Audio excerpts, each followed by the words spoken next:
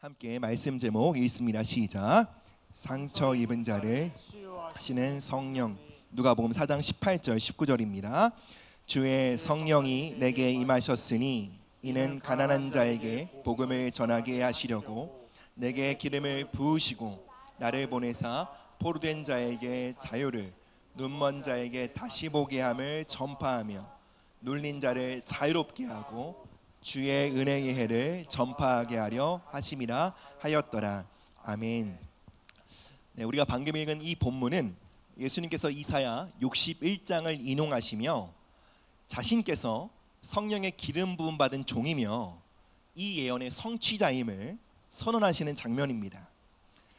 그리고 이 선언은 누가복음 전체에서 가장 중요한 말씀이며 성령의 기름 부음 받은 예수님의 사역 방향성을 드러냅니다. 또한 동일한 성령을 받은 그리스도의 몸된 교회가 어떠한 사명을 감당해야 되는지 보여주고 있는 말씀입니다.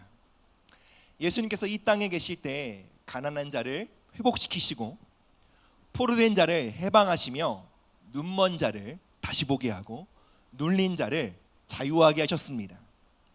여기서 눌린 자라는 말을 원어로 보면 산산이 부서진 자들이란 뜻입니다.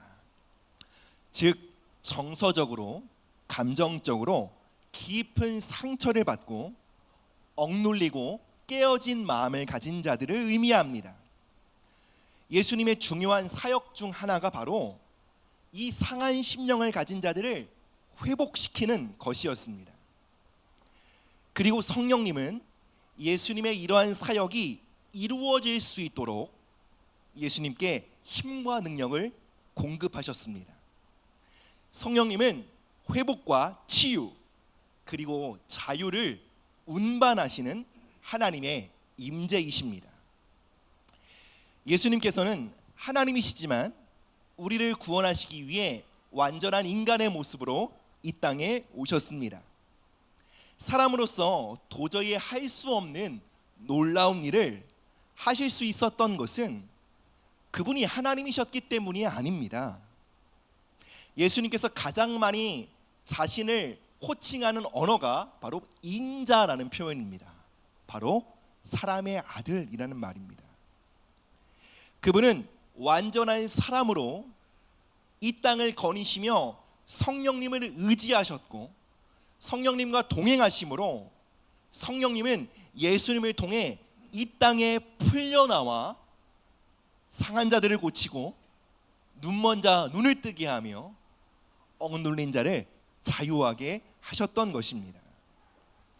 그리고 예수님이 이 땅에 계셨을 때 하셨던 그 놀라운 사역은 지금도 계속되고 있습니다. 예수님과 동일한 성령을 받은 바로 이 땅의 교회를 통해 예수님의 사역은 오늘도 계속되고 있는 것입니다. 그렇다면 여러분, 예수님은 어떻게 성령의 능력을 운반하시는 통로가 되실 수 있었을까요?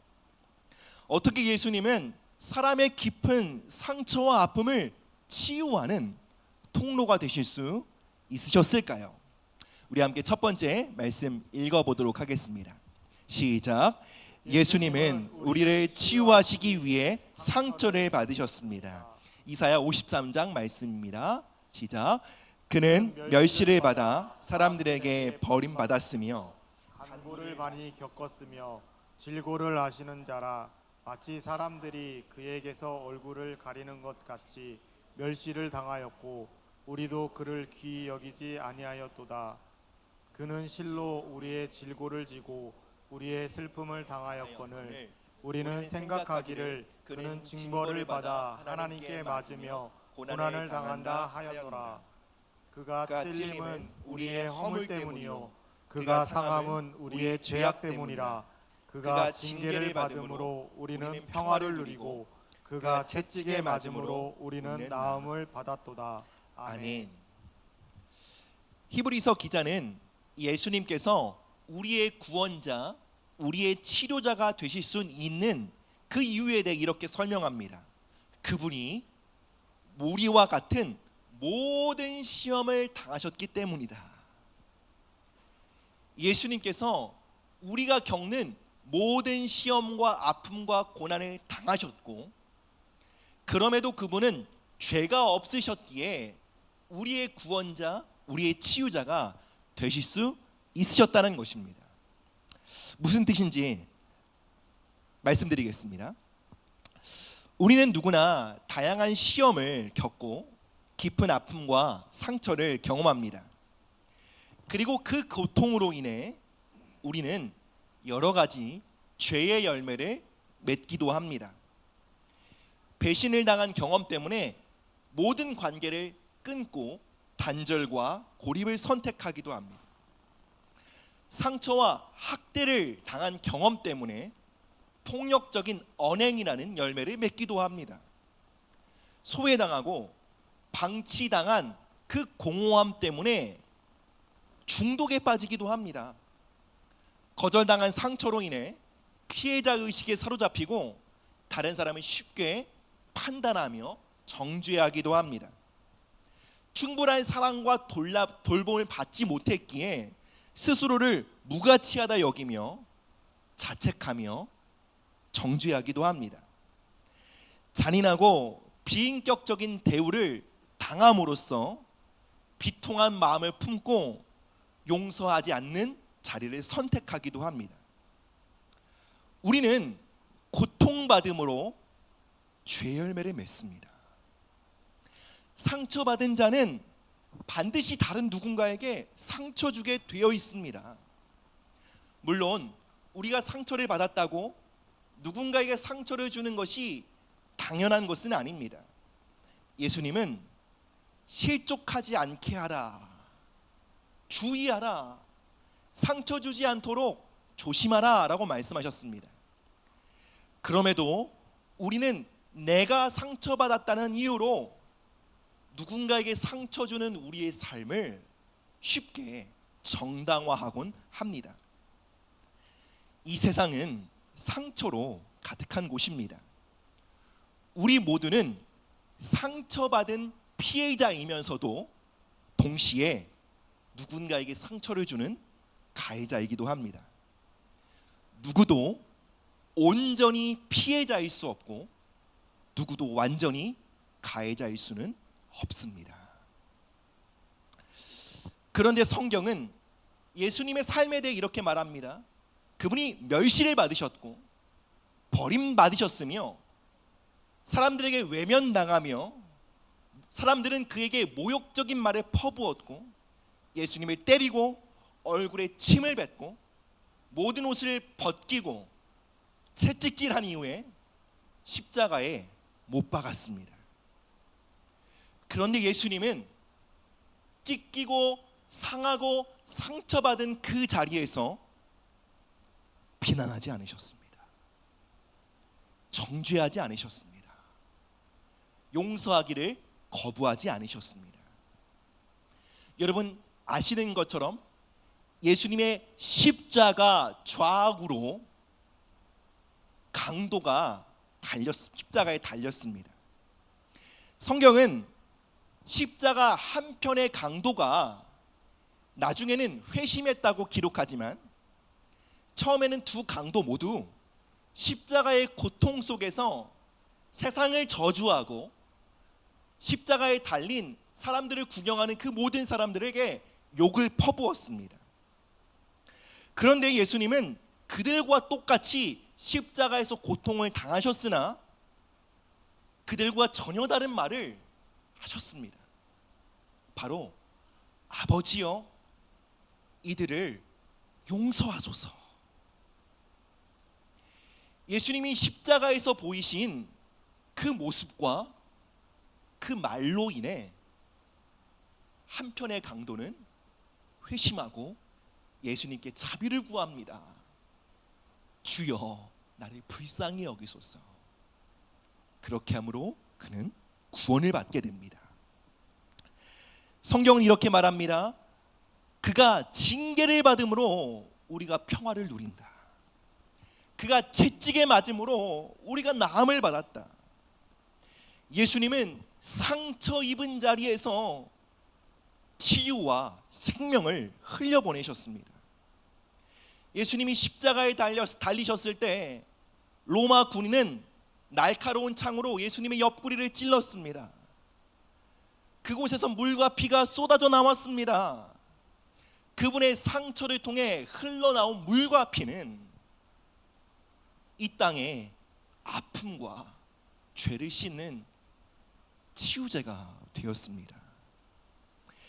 예수님은 고통받고 상처받은 우리를 치료하기 위해 스스로 상처받는 자리에 나아가셨습니다. 그리고 상처받음에도 불구하고 비난하지 않으셨습니다.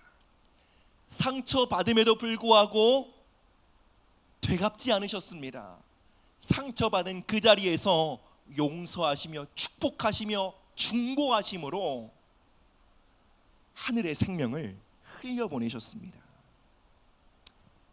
예수님의 상처는 우리에게 구원과 치유의 통로가 된 것입니다. 예수님은 우리를 치료하시기 위해 고통당하셨고 우리를 고치시기 위해 깨어지셨습니다. 우리를 회복하시기 위해 상처 받으셨습니다. 예수님께서 십자가를 지심으로 고난과 상처, 모욕과 저주의 집합체이며 상징이었던 십자가는 이제 그분을 믿는 우리에게 영광과 소망이 되었습니다. 사랑하는 여러분, 예수님 우리의 치유자이십니다. 그런데 그분은 멀리 계셔서 그분의 능력으로 우리를 고치시는 분이 아니십니다. 그분은 우리를 고치시기 위해 직접 상처를 받으셨고 직접 깨어지셨으며 십자가에서 고통을 당하심으로 우리의 아픔을 이해하시고 그리고 그분의 찢긴 상처를 통해 우리를 고치시는 분이십니다. 그분의 손에는 지금도 못자국이 남아있고 그분의 옆구리에는 창자국이 남아있습니다. 그리고 그 찢기신 상처를 통해 치유의 강물이 흘러나와 상처받은 인생, 고통받은 인생을 고치고 새롭게 하는 것입니다. 성경은 예수님의 그 찢긴 상처로 인해 흘러나오는 치유의 강물, 생명의 강물을 이렇게 말합니다. 성령님. 사랑하는 여러분, 여러분의 마음에는 어떠한 상처와 아픔이 있으십니까? 누군가의 말로 인한 상처, 외면과 거절로 인한 아픔, 실패로 인한 좌절, 그 모든 상처의 자리에서 우리가 주님의 십자가를 바라볼 수 있다면 우리의 상처 위에 치유의 강물, 바로 성령님께서 임하실 것입니다. 우리 두 번째로 함께 말씀 보겠습니다. 시작. 성령님은 상처 속에 임하시는 하나님이십니다. 로마서 8장 26절입니다. 시작. 이와 같이 성령도 우리의 연약함을 도우시나니 우리는 마땅히 기도할 바를 알지 못하나 오직 성령이 말할 수 없는 탄식으로 우리를 위하여 친히 간구하시느니라. 아멘. 우리는 종종 성령님을 은사나 능력, 권능으로 이해하곤 합니다. 그러나 성경은 성령님을 우리의 연약함 가운데 오시는 인격적인 하나님으로 소개합니다. 로마서는 이렇게 증거합니다. 성령님은 우리의 연약함을 도우신다. 그분은 우리의 성공과 우리의 강함의 자리에 오시는 분이 아니라 삶이 무너진 자리, 너무나 고통스러워 기도조차 할 수 없는 그 자리에, 부끄럽고 수치스러워 누구에게도 보일 수 없는 상처와 절망의 자리에 임하시는 하나님이라고 소개합니다. 성령님은 바로 그곳에 우리와 함께 하시며 우리와 함께 우시며 우리를 끌어안으심으로 우리를 회복시키시고 우리를 다시 빚어가시는 하나님이십니다. 예수님은 성령님을 보혜사라고 부르셨습니다. 보혜사라는 뜻은 위로자라는 뜻입니다. 고통의 자리에 함께함으로 우리를 위로하는 자라는 뜻입니다. 성령님은 우리의 상처를, 우리의 아픔을 외면하지 않으십니다. 우리의 상처를 보실 때 그분의 마음에는 불이 타오릅니다. 우리의 상처 위에 임하셔서 우리의 아픔을 끌어안으시고 그리고 모든 상처를 그분의 은혜와 그분의 사랑으로 치유하시는 분이십니다. 고린도후서 1장 4절은 이렇게 증거합니다. 함께 읽어보시겠습니다. 시작.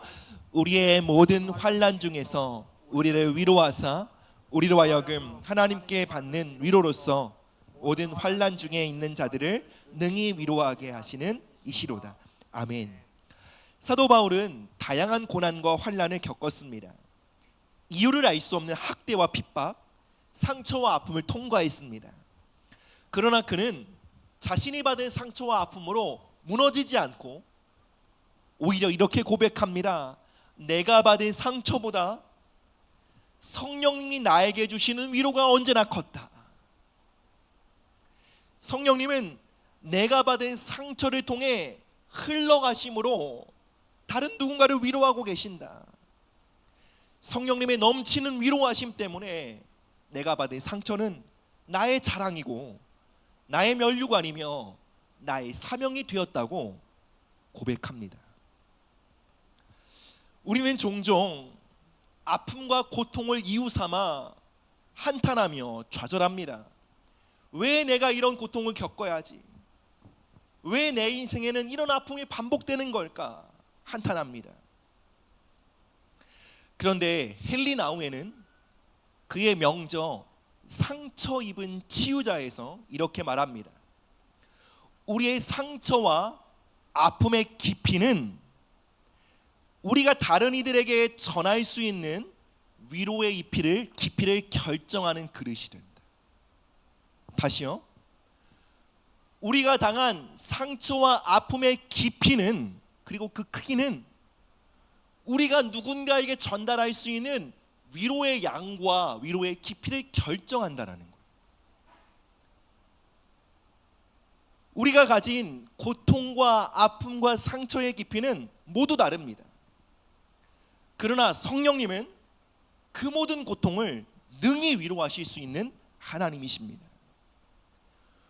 우리의 삶에 허락된 고통과 아픔의 깊이는 그분이 부어주시는 위로와 사랑과 치유의 능력을 담아낼 수 있는 그릇입니다. 우리가 이것을 믿는다면 우리가 받은 고통이 크면 클수록 성령님이 부어주시는 위로도 크겠구나 소망하며 기대하게 됩니다. 그러나 반대로 이것을 믿지 못하면 우리는 고통의 깊이와 크기로 인해 한탄하며 그 자리에서 주저앉게 되는 것입니다. 바울은 누구보다도 깊고 큰 고통의 그릇을 받았지만 소망을 가지고 위로자에게 나아갑니다. 우리가 어떤 깊이와 크기의 고통의 그릇을 가졌든 성령 하나님은 능히 위로하실 수 있으십니다. 그리고 우리가 가진 고통의 그릇을 가득 채우시고 넘치게 하사 다른 이들까지도 위로하게 하시는 것입니다. 하나님은 위로하시는 일에 있어서 언제나 아끼지 않으십니다. 하나님은 하나님의 백성을 위로하시는 일에 있어서 관대하신 분이십니다. 중요한 것은 우리가 가진 고통의 그릇을 들고 그분께 나아가는 것입니다. 우리 모두는 각자의 그릇이 있습니다. 상처와 아픔의 그릇이 있습니다. 여러분 그 그릇을 어떻게 대하고 계십니까? 혹시 그 그릇을 못마땅하게 여기며 집어 던지지는 않으셨습니까? 이제는 그 그릇을 귀히 여기시고 하나님 앞에 들어 올리셔야 합니다. 여러분, 내가 가진 고통의 그릇이 크다고 한탄하며 주저앉지 않으시길 바랍니다. 그 그릇을 능히 채우시며 다른 이들에게 나눠주도록 역사하시는 성령님께 나가시기를 바랍니다. 하나님은 우리의 상처를 치유하실 뿐만 아니라 그 상처를 거룩하게 하십니다. 하나님의 뜻과 목적을 이루는 도구로 사용하십니다. 예수님은 제자 베드로에게 이렇게 말씀하셨습니다. 누가복음 22장 32절 말씀입니다. 시작. 그러나 내가 너를 위하여 내 믿음이 떨어지지 않기를 기도하였으니 너는 돌이킨 후에 내 형제를 굳게 하라. 아멘. 베드로는 누구보다 예수님을 사랑한다 말했던 제자였습니다. 다른 사람들은 다 주를 버릴지라도 저는 끝까지 주님을 따르겠습니다 장담했던 사람이었습니다.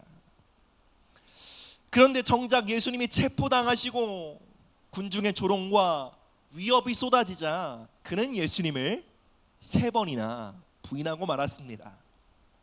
닭이 울고 예수님의 눈과 베드로의 눈이 마주칩니다. 그때 그는 마음이 무너지는 것 같은 고통을 겪었습니다. 성경은 그때 겪었던 베드로의 심정을 이렇게 묘사합니다. 그가 심히 통곡하더라. 그가 심히 통곡하더라. 그 울음은 단순한 슬픔이 아니었습니다. 자기 혐오와 수치심으로 인한 절규였고 절망의 울부짖음이었습니다. 난 자격 없어. 내 인생 끝났어. 나는 배신자야. 베드로의 이러한 자기 혐오와 수치심의 상처가 얼마나 깊었던지, 베드로는 예수님이 부활하셨다는 소식을 들었음에도 자신의 고향 갈릴리로 도망가 버리고 맙니다. 그런데 그 절망과 자기 혐오의 자리에 앉아있던 베드로를 부활하신 예수님이 찾아오십니다. 그리고 성령을 통해 다시 베드로를 일으키시고 베드로를 그처럼 실패하고 넘어지고 낙심한 자들을 위로하고 일으키며 붙드는 자로 세우셨습니다. 실패한 자, 넘어진 자, 부르심을 잃고 무너진 자들이 베드로를 통해 회복되었습니다. 그중 한 사람이 바로 마가복음의 저자 마가 요한입니다. 마가 요한은 초대교회에서 주목받는 젊은 헌신자였습니다. 그는 바나바의 조카로서 일찍부터 사역의 현장에 참여할 수 있었습니다. 바울과 바나바가 1차 전도 여행으로 파송받았을 때 그 마가 요한도 동행합니다. 하지만 전도 여행 가운데 어려움을 당하자 그는 곧바로 고향으로 돌아가 버립니다. 이 일은 단순한 후퇴나 변심이 아니요, 바울은 이 사건을 그의 심각한 배신과 탈선으로 여겼습니다. 그는 사역과 부르심의 자리에서 물러섰고 사도 바울을 비롯한 많은 하나님의 사람들에게 신뢰를 잃었습니다. 게다가 마가 요한으로 인해 당시 중요한 교회의 지도자였던 바울과 바나바가 심히 다투고 갈라서게 됩니다. 마가 요한은 스스로 이렇게 생각했을지도 모릅니다. 나는 자격 없는 사람이다. 나는 하나님의 부르심을 감당할 그릇이 아니야. 나는 언제나 트러블 메이커야. 문제를 만드는 사람이야. 이러한 마가 요한이 어떻게 회복될 수 있었을까요? 그는 실패의 대명사였던 베드로를 만나게 됩니다. 베드로는 마가 요한을 그의 영적 아들로 품습니다. 그리고 이렇게 말합니다. 나의 아들 마가 요한아. 베드로를 통해 양육받고 위로받고 그의 기도와 중보와 섬김으로 마가 요한은 회복되게 됩니다. 그리고 이후에 마가 요한은 베드로의 설교와 회고를 바탕으로 예수님의 복음을 기록하는 사명을 감당합니다. 그것이 바로 우리에게 주어진 마가복음입니다.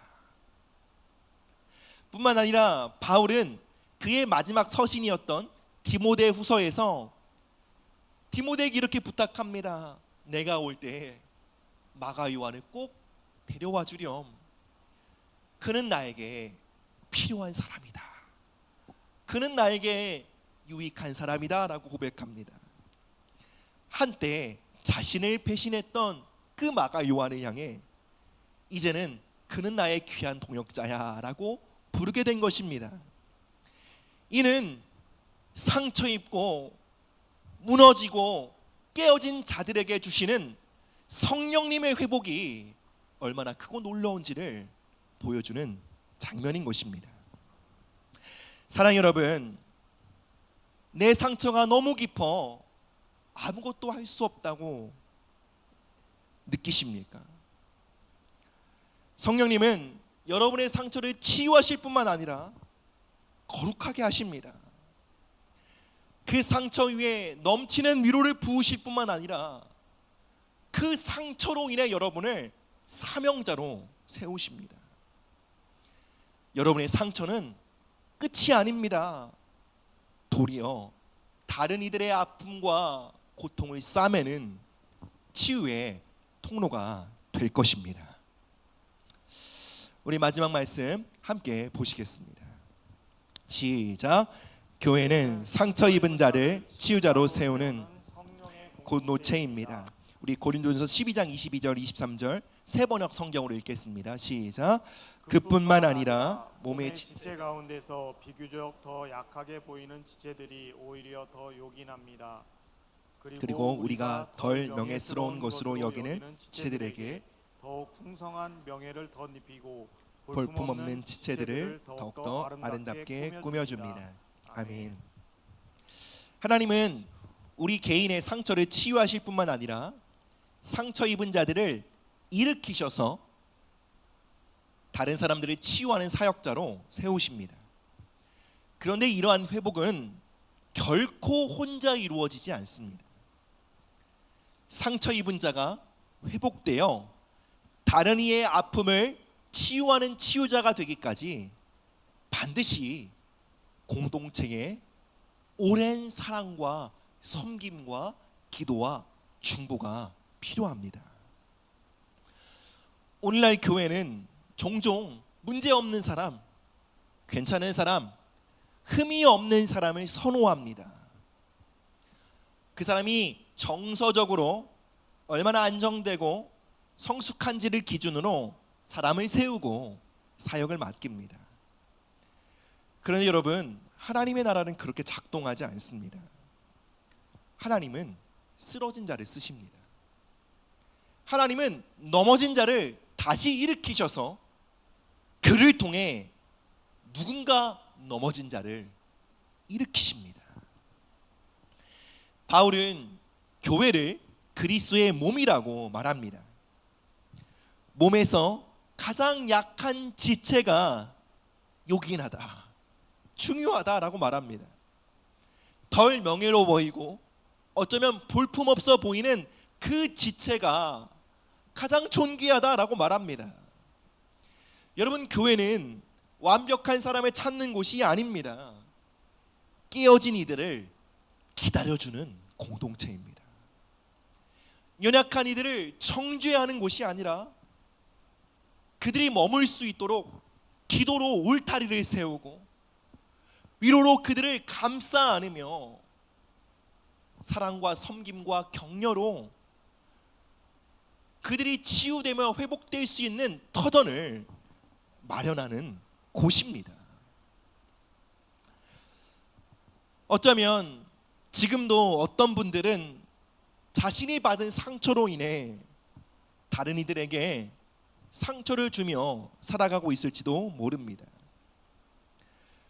그러나 우리는 그들을 단지 문제 있는 사람, 문제를 일으키는 사람으로 보는 것이 아니라 성령님의 시선으로 회복과 치유의 가능성을 품은 사람, 그리고 그가 상처를 입었기 때문에 누구보다 다른 이의 아픔을 치유할 수 있는 치유자로 세워질 것을 기대하는 마음으로 바라봐야 하는 것입니다. 우리의 연약함과 우리의 아픔과 우리의 고통은 배척하고 멀리해야 할 이유가 아니요, 더욱 품고 더욱 사랑하며 더욱 기도해야 할 이유가 되는 것입니다. 교회는 서로의 연약함과 아픔과 고통을 부담으로 여겨 피하는 곳이 아니요, 그 아픔과 상처와 깨어짐과 고통 가운데 성령의 호흡을 불어넣는 곳이 되어야 합니다. 어떻게 성령의 생기와 호흡을 불어넣죠? 그의 아픔으로 인해 눈물로 중보하며, 그가 여전히 우왕좌왕하며 상처를 주고 아픔을 주지만 그를 신뢰함으로 기다리고, 때로는 위로하고 격려하며 소망의 말을 그들에게 전달할 때, 여러분, 우리를 통해 성령의 호흡이 들어가게 되는 것입니다. 여러분, 우리가 오늘 이 자리에 있기까지 다른 이들의 위로가 없었다면, 다른 이들의 중보가 없었다면, 다른 이들의 사랑과 섬김이 없었다면 우리는 결코 오늘에 이르지 못하였을 것입니다. 우리가 위로받은 자라면 우리는 이제 그 위로를 흘려보내는 삶을 살아야 합니다. 다른 이의 상처와 아픔을 싸매주는 치유자로 나아가게 되시기를 주님의 이름으로 축복합니다. 말씀을 맺겠습니다. 사랑 여러분, 오늘 이 말씀은 저에게 단순히 이론이나 가르침이 아닙니다. 왜냐하면 저 역시 상실과 아픔을 경험한 사람입니다. 소중한 것을 잃었고, 믿었던 사람들에게 외면당하고, 오해와 배신으로 깊은 상처를 받고 밤잠을 이루며 눈물로 보낸 흔적을 가진 사람입니다. 예, 물론 많이 회복되고 많이 치유되었어요. 그러나 그 상처는 오늘도 여전히 저의 삶에 남아있고요, 때로는 고통이 올라옵니다. 그런데 놀라운 것이 있습니다. 바로 하나님께서 그 상처를 통해 일하고 계신다는 것입니다. 그 상처는 저로 하여금 다른 이의 아픔을 더 깊이 공감하게 합니다. 다른 이의 아픔을 함께 아파하며 울 수 있는 자리에 저를 서도록 합니다. 그리고 지금도 성령님은 저의 상처를 타고 흘러나와 누군가의 아픔을 만지시고 치유하시는 것을 보게 됩니다. 하나님은 저의 상처와 아픔을 수치나 부끄러움이 아니요, 저의 삶의 가장 큰 영광이요, 면류관이요, 저의 삶의 가장 큰 부르심과 사명이 되게 하셨습니다. 사랑 여러분, 여러분의 상처와 아픔 또한 그렇습니다. 아직 치유되지 않은 상처일지라도, 여전히 아프고 힘들고 여러분을 고통스럽게 하는 아픔이라 할지라도 하나님은 그곳에서 일하시기를 원하십니다. 그 자리에 방문하시기를 원합니다. 그러니 여러분, 그 상처와 아픔을 하나님 앞에 숨기지 마십시오. 그 상처를 주님 앞에 존귀한 그릇으로 올려드리십시오. 그리고 때로는 그리스도의 몸된 교회 앞에 개방하시고 기도를 부탁하십시오. 그러면 그 상처는 더 이상 여러분을 무너뜨리고 또 그 상처로 인해 누군가에게 아픔을 주게 만드는 통로가 아니라 그 상처는 거룩한 하나님의 도구가 되어 성령의 강물을 흘려보내는 통로가 되어 이 땅을 치유하는 하나님의 치유자로 여러분 사용받게 될 것입니다. 함께 찬양과 기도로 주님 옆에 나가시겠습니다. 사랑 여러분, 이 시간 우리의 마음속에 우리가 외면하고 있었던 상처와 아픔들을 이 시간 주님 앞에 개방합시다. 여러분, 어떤 아픔이 있으십니까? 외로움의 아픔, 거절의 고통, 때로는 모진 말로 인한 상처, 방치와 상실의 고통, 배신당함의 아픔. 성령님, 이 시간 그 모든 고통의 그릇을 당신 앞에 들고 나아갑니다. 주님의 치유와 위로하심으로 우리의 고통의 그릇을 채워주시고 넘치게 하사 다른 이를 치유하는 치유자의 사명을 감당하도록 우리를 일으켜 주시옵소서. 우리 함께 기도하며 나가도록 하겠습니다. 사랑의 하나님 아버지, 이 시간 우리의 마음 가운데 있는 모든 상처와 아픔을 주님 앞에 개방합니다. 외로움과 방치와 거절의 아픔, 실패와 좌절의 상처, 때로는 학대와 모진 말로 인한 우리의 눈물과 우리의 상처를 주님 앞에 들고 나아갑니다. 주여, 이 고통의 그릇을 당신 앞에 들고 나아가 주님을 예배하오니 주님 넘치는 위로하심으로 우리의 고통의 그릇과 상실과 깨어짐의 그릇을 채워주시고 주님 넘치게 하사 주님 우리로 하여금 다른 이를 위로하는 치료하는 그 치유자의 사명을 감당하게 하여 주시옵소서. 주님, 우리 모두를 상처 입은 치유자로 일으켜 세워주시길 기도합니다. 주님, 우리의 상처와 아픔을 거룩하게 하시옵소서. 주님의 뜻과 주님의 목적을 위해 사용되는 거룩한 통로가 되게 하시기를 기도하며 간구합니다. 예, 주님, 우리의 모든 상처의 자리에 주님을 초대합니다. 주님 환영합니다. 성령님 오시옵소서. 성령님 오시옵소서. 우리 한 번 더 기도하실 때 우리 교회를 위해 기도하십시다. 하나님, 우리 교회가 누군가의 상처와 아픔을 치유하는 성령의 공동체가 되게 하여 주시옵소서.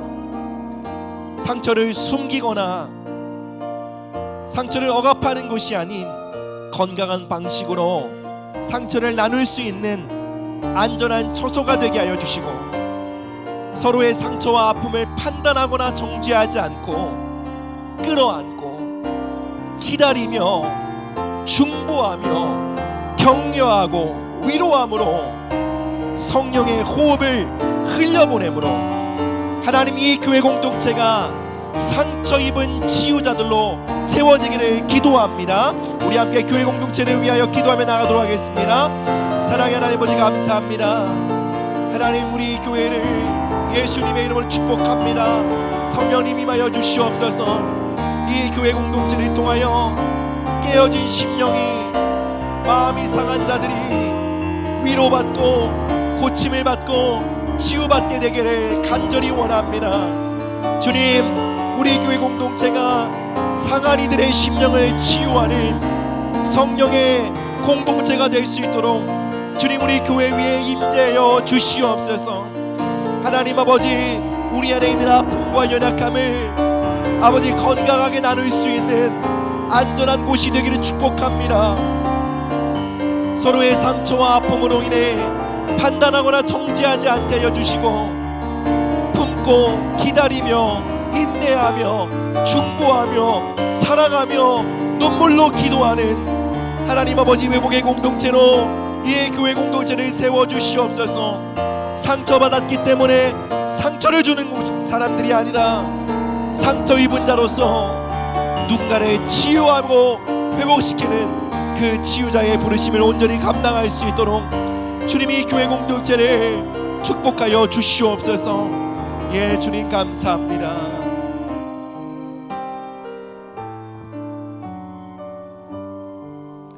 주님, 상처받았기에 상처 주며 살았습니다. 주님, 마음이 찢겼기에 우리도 의도치 않게 사랑하고 아끼는 사람들에게 모진 말을 하고 그들의 가슴에 못을 박으며 살아왔습니다. 그러면 쉽게 청당화했습니다. 내가 아파서 그랬다고, 내 마음이 고통스러워 그랬다고 우리는 누군가에게 상처와 아픔을 주며 변명하며 합리화하며 정당화하며 살았습니다. 주님, 우리의 불신,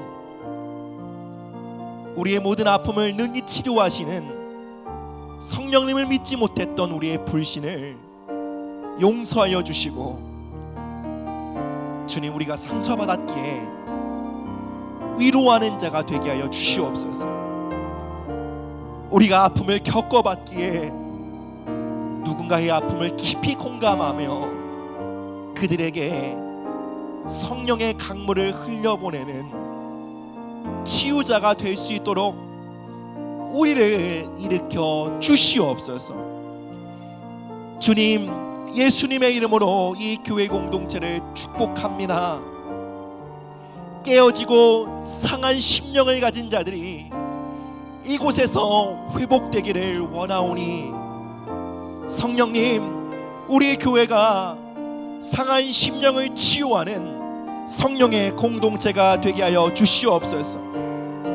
서로의 아픔과 상처를 판단하지 않고 그 아픔과 연약함을 품고 기도하며 눈물로 중보하며 사랑하며 섬기며 끝까지 포기하지 않고 기다려주는 사랑의 공동체, 치유의 공동체 되기를 원합니다. 주님, 이 자리에 있는 하나님의 자녀들을 이 상하고 깨어진 이 세상을 치유하는 상처 입은 치유자로 예수님의 이름으로 이들을 파송합니다. 이들을 통해 주님의 위로하심이, 주님의 치료가, 주님의 어루만지심이, 주님의 사랑이 강물처럼 이 땅에 흐르게 하여 주시옵소서. 감사드리며 이 모든 말씀 예수님의 이름으로 기도드립니다.